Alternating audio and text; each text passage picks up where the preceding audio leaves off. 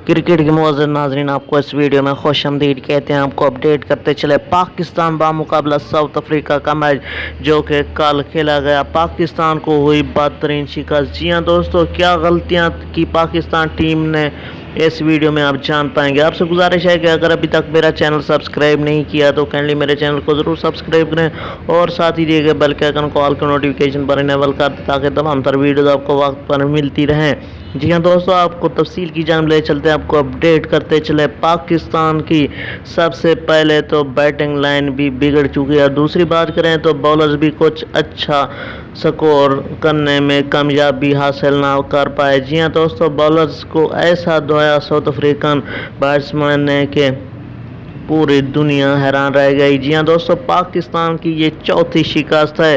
अब 3 मैचेस बाकी हैं, इंग्लैंड, न्यूजीलैंड और बांग्लादेश के खिलाफ। जी हाँ दोस्तों, ये थी आपके लिए ताज़ा तरीन अपडेट। इस तरह की खबरों से बाखबर रहें, हमारे साथ रहें।